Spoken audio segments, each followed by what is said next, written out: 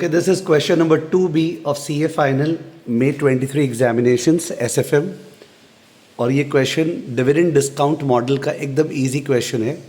थोड़ा सा एम्बिग्विटी है सेकेंड पार्ट में. First part is crystal clear. Investor is considering purchasing the shares of alpha. Current market price 172.45. Company is proposing a dividend of 6 for the year ending 31st March 24. Alpha Limited is expected to grow at 20% per annum for the next 4 years. Thereafter, the growth over the next 3 years will decline linearly by 100 basis points per annum.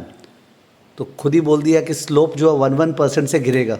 20 से 19, 19 से 18. ठीक है, तो non माने linear decay है, clear cut बोल दिया है. There is no question of student thinking that क्या एक्सपोनेंशियल डीके होगा क्या. Thereafter it will stabilize at a certain growth rate पर एनम इनफाइनाइटली. तो अगर 3 साल फॉल करने वाला है 1% से, तो 20 से क्या हो जाएगा 17, because 19, 18, 17. The required rate of return is 20%. Dividend value to be taken in 2 decimal points only. You are required to calculate the stable growth rate of alpha after the end of 7 years. तो answer is 17%. ठीक है, तो ये तो ऐसे ही समझ में आ रहा है. आपको टेबल से दिखाना है तो आप टेबल दिखा सकते हो कि ईयर्स 1 2 3 4 5 6 7 ग्रोथ रेट 20 20 20 20 4 बार, फिर 19 18 17, या आप डायग्राम दिखा सकते हो. ठीक है, तो यहाँ पे आपको डायग्राम दिख रहा होगा. मैंने एक्स एक्सिस पे नंबर ऑफ ईयर्स दिया है, वाई एक्सिस पे ग्रोथ रेट लिया है.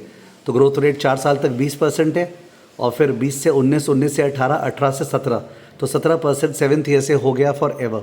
सर क्या ये डायग्राम कंपलसरी है? एकदम भी नहीं. It's just that graphical picture gives an appeal. तो किसी को भी कन्फ्यूजन तो क्लियर हो जाए. ग्राफ का एकदम भी रिक्वायरमेंट नहीं है.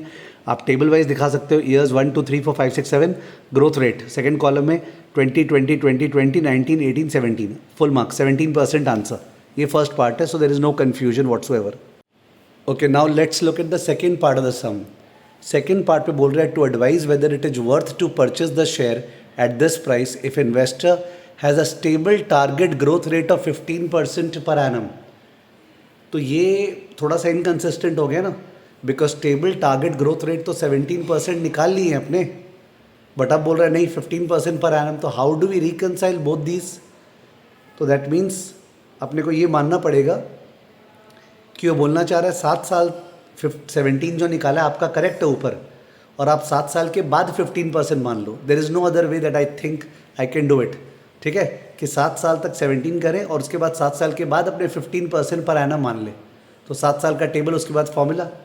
और एक चीज़, सम के स्टार्टिंग में जो लिखा हुआ था ना, the company is proposing a dividend of 6 पर share for the year ending 31st March 2024.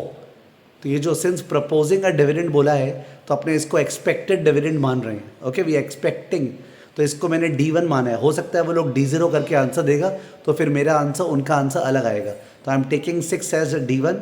Also I am taking growth rate as 17% for the 7th year जो ऊपर निकाला था, बट उसके बाद मैं ग्रोथ रेट जो है वो 15% मानूंगा. ओके, तो 7 साल का टेबल, उसके बाद फॉर्मूला. ओके, चलो सॉल्यूशन देखते हैं. तो सॉल्यूशन में जैसा आपने करते हैं ना, स्टेज 1 स्टेज 2 मैंने कर दी है. Stage 1 explicit forecast period first 7 years. तो फर्स्ट 7 ईयर्स का जो ग्रोथ रेट था, जो DPS है और जो present value, you can see first year का DPS मैंने 6 लिया है. 6 इंटू 1.2 नहीं लिया. वहाँ पे मेरे को शक हो रहा है कि क्या पता वो 7.2 लेके होगा क्या, आई डोंट नो. तो स्टेज 1 का मेरा आंसर आया 34.59. स्टेज 2 हॉराइजन पीरियड, उस पर जो 8th ईयर का डिविडेंड है D8, that is 7th year का डिविडेंड इंटू 1 + G. तो 17.03 इंटू 1.15 जो टारगेट ग्रोथ रेट दिया है, तो 19.58 आ गया. तो price at the end of 7th year is D8 by RE minus G, तो दैट कम्स टू 391.7. तो प्रेजेंट वैल्यू ऑफ P7 109.32 आया. तो value of the share 143.91 answer. Okay, value of the share, जबकि शेयर प्राइस 172.45 है. तो share price ज़्यादा है intrinsic value से. The share is overpriced and we should not buy. Okay, so this is the solution.